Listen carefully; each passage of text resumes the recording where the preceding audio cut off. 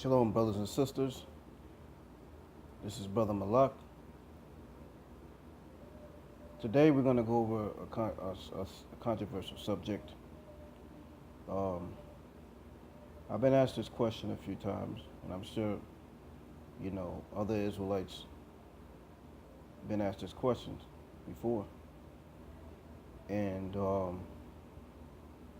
their response sometimes, they answer it well, sometimes they don't answer it well. The question is, am I a Christian? Or are we Christians?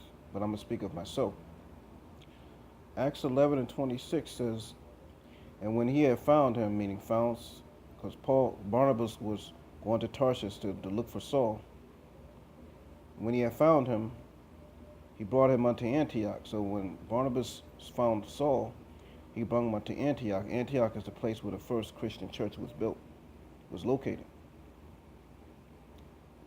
And it came to pass that a whole year they assembled themselves with the church. So here it is, they went to Antioch and they assembled themselves with a church. Watch this. And taught much people. So they taught people in that church. And the disciples were first called Christians, first in Antioch. So you have Antioch, you have the word Christian, and you have the word church, the Christian church. It originated in the Bible. All right? So who were the disciples? The disciples were people who followed Christ, the Messiah. They had a church in Antioch.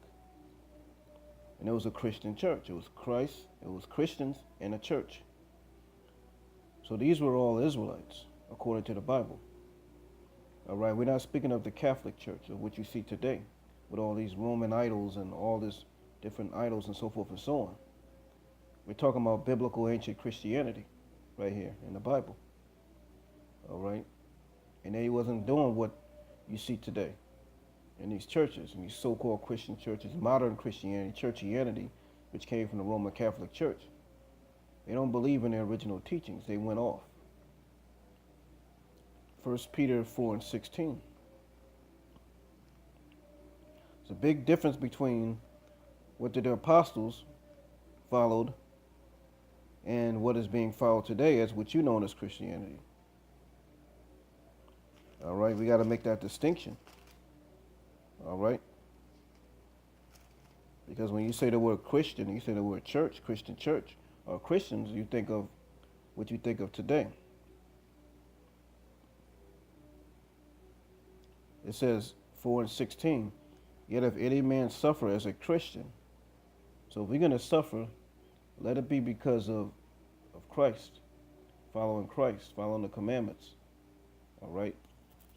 Let's see what Christ taught.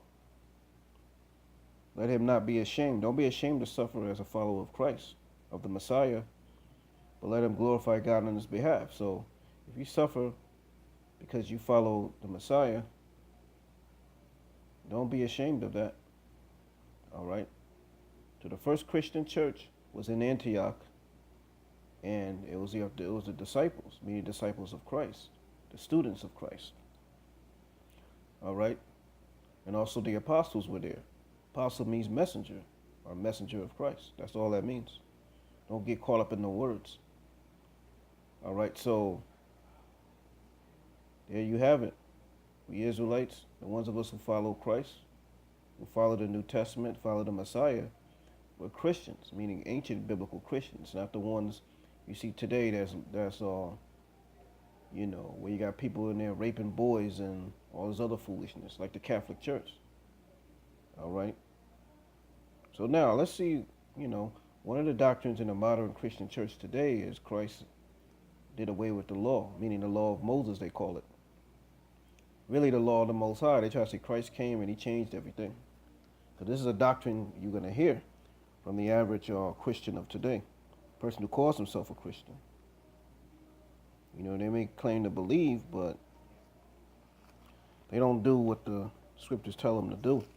They just go and jump around and hoop and holler and fall all over the floor and foam at the mouth instead of doing. If you call yourself a Christian, this is what you have to remember. This is Christ's words. This is written and read. Matthew 5 and 17. Think not Think not that I am come to destroy the law. So what did Christ say? Christ said he didn't destroy the law. That means don't go around. That means saying that he did away with the law. A lot of the modern day Christian churches today, they teach that Christ came and he did away with the laws of the Most High that gave to Moses. So Christ said, don't even think that. He already prophesied it. Christ said, don't think that I've done that. So anyone that's teaching that Christ came to do away with the laws of the Most High, this is for you. On Christ's own words, or the prophets. What does that mean? What the prophets said. The prophets spoke out of the law. All right? I have not come to destroy, but to fulfill. So Christ came to what? He didn't come to do away with the law. He came to fulfill. Fulfill what? To fulfill the laws. Fulfill the prophecies written about him. Written in the law also. So some might say, that means we don't have to fulfill the law. We don't have to keep the law. Let's go to Romans 8:3. Let's see if we gotta fulfill the law. Let's see if we gotta keep the law as our followers and disciples of Christ, what we claim to be, right? That the righteousness of the law might be fulfilled in us. So what's righteousness? Righteousness is the law. Might be fulfilled in us. So we also got to fulfill the righteousness of the law. Follow Christ. Walk as Christ walked. All right?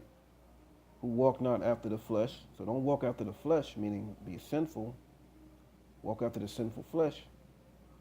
But after the Spirit. When you keep the laws, we walk after what? The Spirit. All right? So this ain't the Christ that you learn in your churches. This is not the Christian doctrine that you learn in the average church of today, the modern day church of today.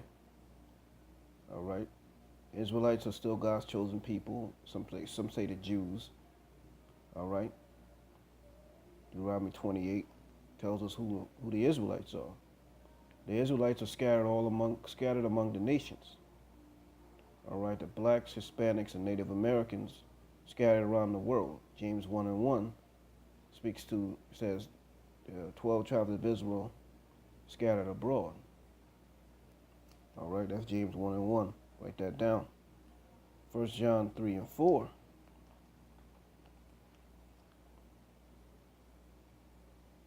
1 John 3:4.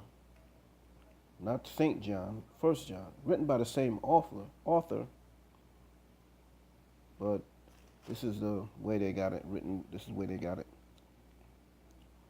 It says, 1 John 3:4, whosoever committeth sin transgresses also the law. So when you commit sin, you what? You go against that means you break the laws of the Most High. So I thought the laws were done away with. So to say righteousness of the law, Romans 8:3, right? It says, Christ said in Matthew 5:17, he came not to destroy the law, but to fulfill the law, meaning fulfill what was written of him in the law and the prophets. And he also himself kept the law.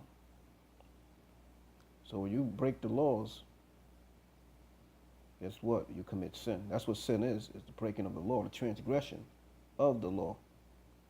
So if we're not under the law, we don't have to keep the laws no more. Then why does it say this? This is what you call the New Testament, 1 John.